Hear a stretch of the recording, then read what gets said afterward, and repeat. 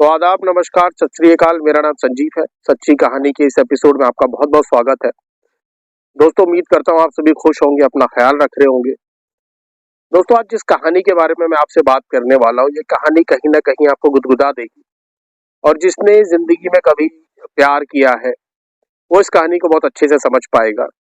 तो आइए बिना रुके कहानी की शुरुआत करते हैं और शुरुआत करने से पहले हर बार की तरह अगर चैनल को सब्सक्राइब नहीं किया तो सब्सक्राइब कर लीजिएगा, क्योंकि एक मैं वीडियो बनाने के लिए आपके वीडियो बनाने में बहुत मेहनत लगती है।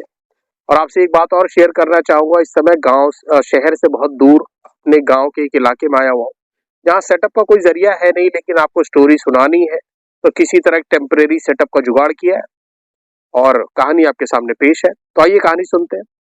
दोस्तों, एक कहानी है, उत्तर प्रदेश का एक जिला पड़ता है बस्ती और बस्ती में एक थाना पड़ता है गुदौलिया और गुदौलिया में एक गाँव पड़ता है रामनगर, जहाँ से राजकुमार नाम का एक युवक दुबई काम करने की तलाश में जाता है, अपने काम कमाने की तलाश में जाता है। वहाँ जाता है, वहाँ कुकिंग का एक काम करता है, यानी खाना-वाना बनाने का काम करता है। अब खाना बनाने का काम आम तौर पे लड़कियाँ करती हैं ज़्यादातर, आपने देखा होगा। पर जहाँ वो काम करता था, तो वहाँ खाना बनाता था। खाना बनाने के साथ-साथ तो 2-3 लड़कियाँ भी थी, वहाँ काम करती थी। अब एक लड़की जो थी, उससे उसे प्यार हो जाता है। अब प्यार होने के बाद ऐसा होता है कि प्यार परवान चढ़ जाता है। अब वो लड़की से बात करे बगैर रह ना पाए और लड़की उससे बात करे बगैर रह ना पाए, लेकिन गल्फ कंट्री यानी दुबई का जो कानून है वो इस मामले में काफी सख्त है। अगर कोई ऐसी अनैतिक हरकत करता हुआ पकड़ा जाए तो उसको बहुत सख्त कानून है वहां पर, मतलब हाथ के बदले हाथ, मौत के बदले मौत, इस तरह की सजा आपने सुनी होगी। तो इस बात से भी वो परिचित था और इस बात से भी थोड़ा सा डरा रहता था। अब उन दोनों में अच्छा खासा प्यार हो चुका था, तो 1-2 महीने का वक़्त बीता, अब एक-दूसरे के बगैर दोनों रह ना पाए। तो ये सोचते हुए वो एक वकील के पास जाते हैं और वकील से सलाह-मशवरा करते हैं। अब सलाह-मशवरा ये करते हैं कि भैया ऐसा है, हम दोनों एक-दूसरे से बहुत प्यार करते हैं, लेकिन यहाँ रहना चाहते हैं और कहीं न कहीं हमें डर भी लगा रहता है। तो वकील उन्हें कहता है कि अब दोनों तुम बालिग हो, तो एक साथ अब आप लिव इन में रह सकते हो, क्योंकि एक-दूसरे की मर्ज़ी से रह रहे हो। तो दोनों एक-दूसरे की मर्ज़ी से अब लिव इन रिलेशन में वहाँ दुबई में रहना शुरू कर देते हैं। राजकुमार अपना काम करता है, महिला अपना काम करती है। दोनों इसी तरह जीवन बिताते रहते हैं और जीवन बिताते-बिताते यूँ ही 3 साल बीत जाते हैं। अब 3 साल बीतने के बाद ऐसा होता है कि आपको भी पता होगा, जब भी कोई गल्फ कंट्री में नौकरी करने जाता है, कहीं भी आप नौकरी करने जाएँ, तो एक बार अपने गाँव या घर आने की इच्छा तो होती है।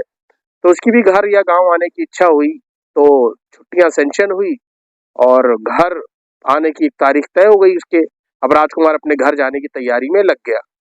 अब राजकुमार वहां से फ्लाइट पकड़कर लखनऊ आता है और लखनऊ आने के बाद जिला बस्ती, बस्ती से धवलिया थाना, रामनगर अपने गांव।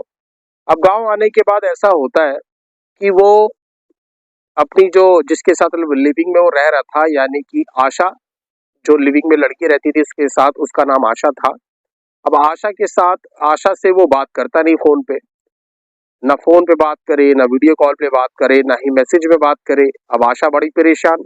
अब आशा उसके बगैर जी ना पाए, आशा को बड़े गंदे ख्याल आए या आशा को बुरे ख्याल आए, कहीं ऐसा तो नहीं है कि मुझे छोड़ के भाग गया, ऐसा तो नहीं है कि कोई दिक्कत आ गई हो।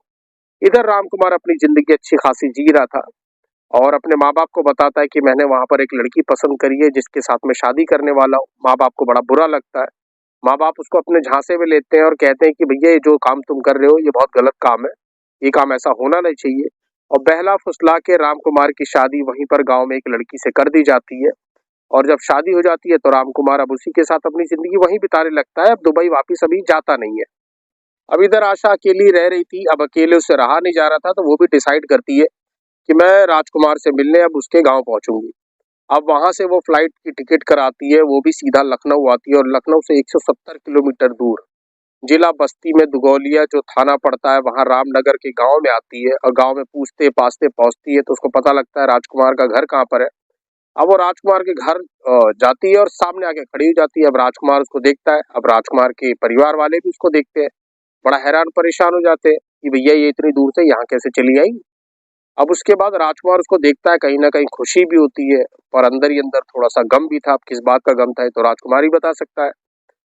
खैर बहला फुसला के राजकुमार आशा को कहता है, आओ मैं तुम्हारा इंतजार कर रहा था यहाँ पर, किसी कारणवश मैं यहाँ फंस गया था, अब तुम आ ही गई हो तो अब मैं तुमसे यहाँ पर कोर्ट मैरिज कर लूंगा। कोर्ट मैरिज करने के बाद यहाँ से सीधा हम दुबई चलेंगे और वहीं पर अपनी जिंदगी बिताएंगे।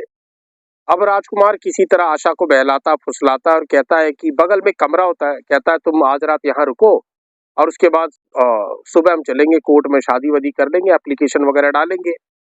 अब सुबह आशा जो है सुबह उठती है। अब वो सुबह उठने के बाद देखती है कि भैया राजकुमार के घर वाले और राजकुमार की बीवी सभी वहां से फरार है, यानी पूरे घर में ताला लगा हुआ है और सभी वहां से फरार है, कोई वहां पर नजर आता नहीं। तो आशा पता करती है गांव वालों से कि भैया कहाँ गए ये लोग। तो पता लगता है कि कहाँ गए किसी को नहीं पता। अब आशा को पता चल जाता है, कहीं ना कहीं डाउट होता है कि मेरे आने की वजह से ही ये हरकत हुई है, ये लोग भाग गए कहीं, लेकिन कब तक भागेंगे, आएंगे तो जरूर। तो आशा वहीं पर धरना देके बैठ जाती है। अब धरना देके बैठ जाती है तो गांव वालों को पता चलता है कि एक लड़की आई है भैया राजकुमार के बाहर धरना देके बैठी है। अब धरना देते देते उसे 3 4 5 दिन हो जाते हैं। अब 5 दिन जब बीतते हैं तो बिना खाना पानी पिए, पानी वगैरह मिल जा रहा था, खाना कहाँ से मिलेगा। तो उसकी हालत खराब हो जाती है। अब गांव वालों भी उसकी तरफ आकर्षित होते हैं, उसकी तरफ सांत्वना जुटाते हैं और उसको खाना वाना खिलाते हैं। देखते तबीयत काफी ज्यादा खराब है तो उसको अस्पताल में, जिले में एक अस्पताल था सरकारी अस्पताल, उसमें भर्ती कराते हैं। और आनन फानन में कोई पुलिस वालों को फोन भी कर देता है, पुलिस वालों को कंप्लेन कर देता है। अब पुलिस वाले आते हैं, मामले की पूछताछ करते हैं। पूछताछ करने के बाद पुलिस वालों को सारी जानकारी मिलती है कि इस तरह से लड़की दुबई में रह रही थी, उसके साथ लिविंग रिलेशन में रह रहा था, पर यहाँ पर आया कि शादी कर ली। अब लड़की को धोखा दिया है। अब लड़की ने भी अपनी तरफ से कंप्लेन दर्ज करा दी, यानी आशा ने। अब पुलिस वाले राजकुमार की तलाश में, उसके परिवार वालों की तलाश में जुट जाते हैं। अब पुलिस वाले जब घर वालों की तलाश में जुट जाते हैं तो दोस्तों ये कहानी ज्यादा पुरानी है नहीं। एक्चुअली 3 नवंबर 2023 को आशा दुबई से लखनऊ के रास्ते होते हुए रामनगर गांव पहुंची। और अब दिसंबर भी पार हो गया, 2024 आ गया, पुलिस सर्च ऑपरेशन में जारी लगाई हुई है, लेकिन अभी तक राजकुमार और उसके घर वालों को कोई पता लगा नहीं है। पुलिस रिश्तेदारी में जाके पता कर रही है, पुलिस फोन को ट्रेस कर रही है, लेकिन कहीं भी राजकुमार और उसके परिवार वालों का अभी तक कोई पता नहीं चला है ताकि वो आशा से राजकुमार की मुलाकात करा सके। अब आशा ने भी ठान लिया है कि जब तक राजकुमार यहाँ पर आ नहीं जाता, जब तक मैं उसको यहाँ से लेके दुबई चली नहीं जाती, तब तक मैं भी यहाँ से धरना से हटूंगी नहीं। और आप यकीन नहीं मानेंगे, आज जनवरी है, आज जनवरी 2 तारीख है जब मैं आपको कहानी सुना रहा हूँ, और अभी भी आशा उसी जगह रामनगर के गांव में धरना देके बैठी है। वहीं पर उसने अपना एक ठिकाना बना लिया है और उसका ये कहना है कि जब तक राजकुमार आ नहीं जाता मैं यहाँ से कहीं नहीं हिलूंगी, ना कहीं जाऊंगी। अब इस कहानी का अंत क्या होता है दोस्तों, ये तो आगे चल के ही पता चलेगा। इस कहानी में कोई भी अगर अपडेट आती है तो मैं आपको जरूर अपडेट दूंगा कहानी के जरिए ही। और आशा के बारे में आप क्या सोचते हैं मुझे जरूर बताइएगा। आशा जो कि राजकुमार से बहुत प्यार करती है, राजकुमार ने उसको धोखा दिया या नहीं दिया, ऐसा इसके बारे में आपका क्या सोचना है, ये क्या मानना है, मुझे कमेंट बॉक्स में जरूर बताइएगा। और ऐसी ही कहानी मैं आपके लिए लेकर आता रहता हूँ। तब तक के लिए मुझे संजीव को इस एपिसोड से विदा दीजिएगा। नमस्कार।